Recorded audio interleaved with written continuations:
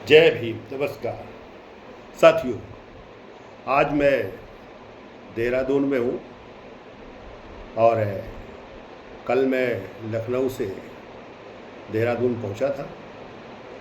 आज मैं देश में जो बम फूट रहे हैं, भ्रष्टाचार को सामने आ रहा है, आज चुनाव की स्थिति में जो विस्फोटक घटनाएं हो रही हैं और आज देश में जो नेतृत्व है तो आपस में संघर्ष कर रहा है, लड़ रहा है। तो साथियों, देश में जो एक हिंदुत्व का आधार है और ये पहले भी देखा, लेकिन इस पर देश के लोगों ने अपनी आवाज़ को नहीं उठाया। कुछ लोग ही बात को उठाई, चाहे महात्मा ज्योतिराव फुले हों, चाहे साहू जी रहे हों, महाराज साहू जी, या बाद में पेरियार रामास्वामी नायकर हैं, या गाडगे जी हैं, या बाबा साहब ने जिन सिद्धांतों को उठाया तो पूरी तरीके से इस देश की व्यवस्था के विरोध में था। उन्होंने शिक्षा का महत्व लिया, उन्होंने एक प्रतिनिधित्व का एक आधार चुना कि देश में हर स्तर पर अगर प्रतिनिधित्व हो तो देश में ये तमाम विकृतियों को खात्मा किया जा सकता है और सबकी इक्वलिटी को लाया जा सकता है, मानव की समानता को दर्शाया जा सकता है। उसमें भेदभाव नहीं है। गरीब अमीर हो सकता है, ऊंच नीच हो सकता है, ऊंच नीच का गरीबी के आधार पर, गरीबी अमीरी के आधार पर, लेकिन ये जो ऊंच नीच की व्यवस्था है ये इसको टोटली ख़त्म करना होगा एक तरीके से। उस समय पहले जो है आपने कुछ चीज़ें देखी होंगी कि पीछे झाड़ू आगे मटकी भी का एक पेशवा राज्य में एक अध्यादेश जारी करके लागू किए गए थे। तो उसके परिणाम भी जो हुए उसको भी समझना चाहिए कि 500 महार समाज के लोगों ने, उस सैनिकों ने, जो अंग्रेज़ों की मदद से 28,000 पेशवाओं का कत्लेआम किया, नस्ते नाबूद किया, तो भीमा कोरे गाँव का। आज ये जो वर्तमान में जो व्यवस्था के लोग जो सरकार में पहुँचे हैं, तो पहले तो उन्होंने कहा सबका साथ सबका विकास, सबको हम रोजगार देंगे, जो ब्लैक मनी जो विदेशों में स्विस बैंक में जमा है उसको 100 दिन के अंदर ले आऊँगा और देश में उन कमज़ोरों गरीबों के, क्योंकि उनका पैसा है लूटा हुआ, तो मैं उनके खाते में 15-15 लाख रुपया डालने का काम करूँगा। देश में कहा हर व्यक्ति का विकास से जोड़ने का काम करूँगा, हर व्यक्ति को शिक्षा, लेकिन उन आधार पर जब वो सरकार बन जाती है, जब सरकार में आ जाते हैं तो वो उसको लागू करना का तो दूर है, उस अव्यवस्था को और तेज़ी के साथ फैलाने का काम करना है। वोटों को जो पहले तो लालच देकर, स्वार्थ में लाकर उनको वोट लिया और सरकार में आने के बाद फिर वो काम वो नहीं करना था, इसलिए वो काम नहीं किया, केवल बोलते रहे। जैसे जहर के ऊपर मक्खन या मीठा लपेटा जाए, उसी तरीके से ये बातों से लोगों को सबका साथ सबका विकास करते हैं, अर्थात जो मिथ्या को स्थान दे दिया और ये प्रक्रिया लगातार चलती चली आ रही है। अब वो गरीबी को बढ़ाने का काम किया, शिक्षा का आपने देखिए कि स्कूल बंद कर दिया, तमाम 27,000 स्कूलों को जो खात्मा किया, और उसको कहानियाँ तो अलग अलग पढ़ते हैं, वो अपराध करते हैं लेकिन कहानियाँ उसकी उल्टी होती हैं। पूरी तरीके से इन्होंने रोजगार से उनको स्थिर कर दिया, ज़बरदस्ती कोरोना को फैलाया गया, नोटबंदी की गई, कहा कि नहीं हम उन माफियाओं के कमर तोड़ने का काम करेंगे, लेकिन कमर नहीं तोड़ी। ये देश के लोगों को जो है कमज़ोर कर दिया, आर्थिक का शोषण कर लिया। अब चुनाव के माध्यम से जो चुनाव आयोग की जो आयुक्त को बनाया, तो उसमें पुरानी प्रक्रिया को बदल दिया, बदल कर वो केवल इस देश के सरकार के दो लोग रहते हैं, एक प्रधानमंत्री, दूसरा कैबिनेट मंत्री या गृह मंत्री, तीसरा विपक्ष का नेता। जबकि ऐसा नहीं था, एक कायदे प्रक्रिया चयन करने की थी, ये तो केवल उनको बैठाने की है, जो अपराधी को बैठा दिया जाए। तो उसी तरीके से जबकि सुप्रीम कोर्ट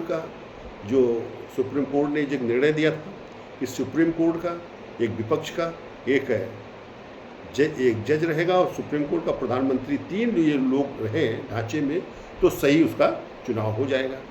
क्योंकि अभी तो 2 सरकार के पक्ष के रहते हैं, तो वो अपने ही चुनते हैं, तो ऐसे चुने जो अपराधी है उनको लाए, और ये लगातार सीरीज चल रही है। आज जो बिहार का जो प्रकरण था, पहले तो महाराष्ट्र में, हरियाणा में खेल खेले, बड़े खेल खेले, और जो सांसदों के चुनाव में खेल खेला, तमाम सांसदों को, चूँकि वो आंकड़े बताते हैं कि वोट कुछ थे और गिनती कुछ वोटों की हुई, अधिक वोटों की गिनती हुई। आखिर क्यों? जब वोट वो पड़े ही नहीं, जब वोट है नहीं, तो इतने वोटों की गिनती कहाँ से हो गई? तो ये फर्जीफिकेशन हुआ। इसी तरह से वोट को जिस तरह काटा जा रहा है। अभी एक बयान पढ़ रहे थे कि बिहार में 100 में 60 लोगों के पास जमीन नहीं है, तो 1 इंच भी नहीं है। इस तरह का वीडियो आ रहे हैं, और उससे कहाँ से उसका सबूत मिलेगा नागरिकता का? तो ये सवाल है। इस पर जो है राहुल गांधी जी ने जो बम विस्फोट किया है चुनाव को लेकर, आज उस पर बड़ी प्रक्रिया हो रही है, और कटघरे में राहुल गांधी जी को खड़ा करने की कोशिश कर रहे हैं भाजपा के लोग। लेकिन ये चीज़ ना तो हो सकती है ना होगी। आज एफिडेविट उनसे मांगा जा रहा है। अगर तुम सही हो, तुम अपना एफिडेविट दो ना। चुनाव आयोग के आयुक्त को, उससे संबंधित लोगों को एफिडेविट देना चाहिए।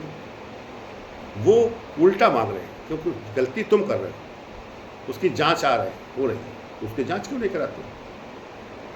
इसी तरीका देश में आज जो वोट की चोरी से जो सरकारें बन रही हैं, वो देश का हाल इस तरह करे हैं जैसे तमाम अपराधी, जबकि ये संविधान कानून का मतलब है कि निर्दोष को सजा नहीं होनी चाहिए, अपराधी भले छूट जाए। लेकिन आज तो जानबूझ के अपराधी छोड़ा जा रहा है और निर्दोषों को सजा दी जा रही है। तो इस तरह की जो घटनाएं हैं, तो ये घटनाएं हैं नहीं, ये पैदा की जा रही हैं। तो हम सब लोग उन चीज़ों को समझें कि देश में जो एक व्यवस्था है, जो जिसे आप हिंदू हिंदू कर रहे हो, उसके गर्त में आतंक, भ्रष्टाचार और माफियाओं और बलात्कारियों को शामिल कर दिया गया है। इस तरह के अपराधों को शामिल कर दिया गया है, और उसी को कहते हैं हिंदू राष्ट्र। तो हिंदू राष्ट्र ऐसे होगा कि सभी लोग कटघरे में खड़ा हो जाएंगे। हिंदू राष्ट्र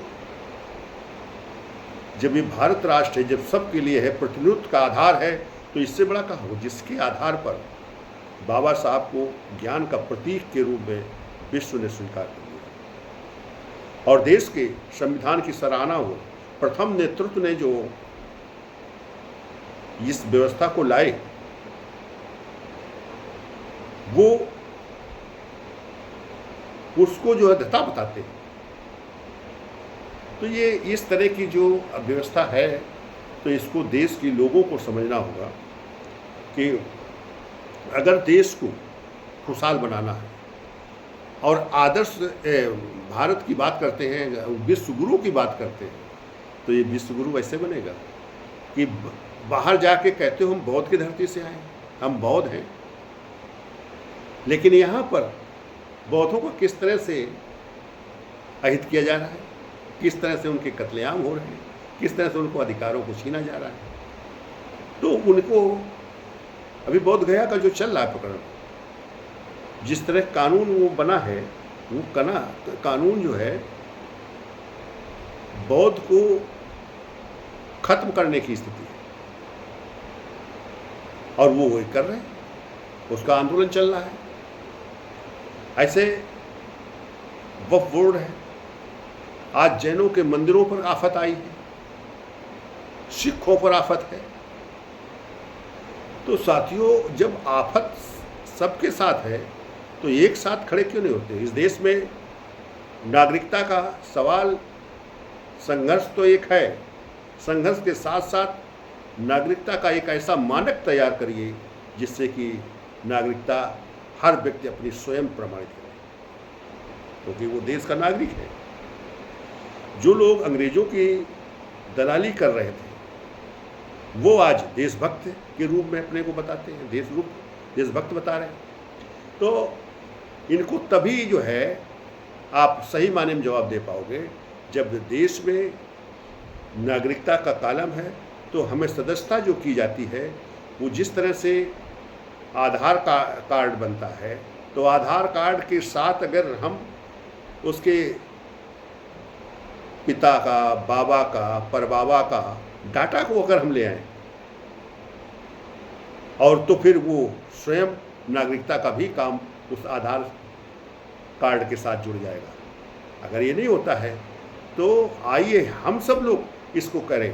तो राष्ट्रीय भागीदारी आंदोलन ने यह तय किया है कि इस देश में हर व्यक्ति की नागरिकता, हर व्यक्ति अपना स्वयं प्रमाणित करेगा और उसको इस तरह से फार्म को एडाप्ट करेगा, फार्म को भरेगा, फिलअप करेगा, जिससे कि उसकी नागरिकता प्रूफ हो। क्योंकि अचानक कोई चीज़ नहीं मिलता है, इन्हें सब संयत रूप से हमें उसको अपनी नागरिकता को प्रूव करना होगा। तो हमें सदस्यता जो बननी है, आज सदस्यता बनती है तो ये साधारण सदस्यता बना लेते हैं, उसका कोई प्रमाण नहीं होता है। और जब ये इस तरह का जब काम करेंगे तो नागरिकता की तो प्रमाणित तो होगी ही। जब नेट सिस्टम से हम नागरिकता को तैयार करते हैं, जैसा कि राष्ट्रीय भागीदारी आंदोलन का जो स्ट्रक्चर खड़ा किया गया है, तो उसमें नागरिकता भी प्रूफ होगी और उसमें हर व्यक्ति को रोजगार की स्थिति पैदा होगी और हर व्यक्ति को, हर बच्चे को शिक्षा की स्थिति मिलेगी। और इस देश के हर व्यक्ति को जब रोजगार मिलेगा तो फिर पेंशन की स्थिति भी बहाल होगी। और वो न्यूनतम पेंशन, आज कुछ लोगों को पेंशन देने का काम कर रहे हैं, कुछ लोगों को सुविधाएं दे रहे हैं, चाहे जज हो या ब्यूरोक्रेट है या विधायिका है, ऐसे खास लोगों को दे रहे हैं, सेना सुरक्षा है। लेकिन साथियों, जब बोर्ड से सरकार बनती है और हर बोर्ड की वैल्यू बराबर है, तो फिर जो नियम कानून बनता है वो भी बराबर होना चाहिए और इसे गंभीरता से आगे लाना होगा। तो साथियों, राष्ट्रीय भागीदारी आंदोलन इस पर काम कर रहा है कि ये सबके लिए है और उसी के साथ नेतृत्व का भी स्थान तय होगा, क्योंकि सभी जो मेंबर्स बनेंगे, तो जो वोट देने की स्थिति में है 18 वर्ष से लेकर अंतिम तक जो उसका वोट कास्ट होगा, तो वो वोट उसी आधार पर कास्ट होगी। जो उनके साथ चलेगा, जो उनकी लड़ाई लड़ेगा, वही नेता होगा। और इस तरह से काम करने से इस देश में जो भ्रष्टाचारी कर रहा है, जो भ्रष्टाचार में फंसा है, जो तली पार है, माफिया है, वो फिर कहीं दिखाई नहीं देगा। जो भ्रष्टाचार में है, जो लोगों को लूट रहे हैं, जो कानून का उल्लंघन कर रहे हैं, तो वो कहीं दिखाई नहीं पड़ेंगे। एक कानून का संशोधन और करना होगा कि इस देश में जो कार्यदायी स्थिति है, ब्यूरोक्रेट है, तो उसको भी सजावार करने का इस्तेमाल हो, कि जब उसका शिकायत आई है, कोई पत्र आया है, तो तुरंत कार्रवाई शुरू होनी चाहिए। और ये कार्रवाई 10 दिन 15 दिन के अंदर कार्रवाई पूरी हो जानी चाहिए, क्योंकि वो सेवा दे रहा है। जो सेवा दे रहा है तो सही सेवा दे। और जो सरकार बना रहे हैं, जिनकी सरकार है, जिन लोगों को वोट से बनती है, भले आप सरकार के हिस्सेदार हो, लेकिन आप सेवा का काम कर रहे हो, उसका आप बेनिफिट ले रहे हो, उसकी आप वेतन ले रहे हो, तो फिर आपको काम पूरा करना होगा। और अन्यथा अगर आप नहीं, तो जवाबदेही आपको बनना होगा, जवाबदेही बनाया जाए और जवाबदेही का साथ उसके ऊपर कार्रवाई की जानी चाहिए। क्योंकि तमाम ऐसे लोगों को है जो निर्दोषों को दोषी बनाते हैं, जिनको रोजगार से बाहर कर देते हैं और गैर कानूनी ढंग से उनको सजावार बना रहे हैं। तो ऐसे लोगों को जब कानून का उल्लंघन हो रहा है, तो फिर कानून के उल्लंघन के साथ साथ ऐसे लोगों को सजावार करना होगा। अगर ये स्थिति जोड़ दी जाए तो देश में ये सारे अपराध खत्म हो जाएंगे और देश में एक अच्छी सरकार बनेगी। फिर देश में अपने मूल्य, अपने वोट का मूल्य भी व्यक्ति समझने लगेगा, क्योंकि उसके आधार पर उसका आकलन होगा, उसके काम की स्थिति बनेगी। फिर वो भीख मांगने वाला नहीं बनेगा, फिर देश का वास्तव में मालिक बनेगा, क्योंकि मालिक वही है। और उनके साथ कितना भेदभाव हो रहा है, क्योंकि आज वो जो अपराधी है वो नेतृत्व दे रहा है, जिसके कारण से आम लोगों के साथ भेदभाव हो रहा है। तो साथियों, आज मैं ये देहरादून में झज्जर स्थल में बेटी के यहाँ मैं आया हूँ और यहाँ से मैं ये वीडियो जारी कर रहा हूँ कि साथियों, उठो, बढ़ो, संगठित हो, शिक्षित और शक्तिशाली बनो। यह देश हमारा है, प्रतिनिधित्व भागीदारी सुनिश्चित करो। धन्यवाद साथियों। जय भीम, जय भारत। धन्यवाद साथियों।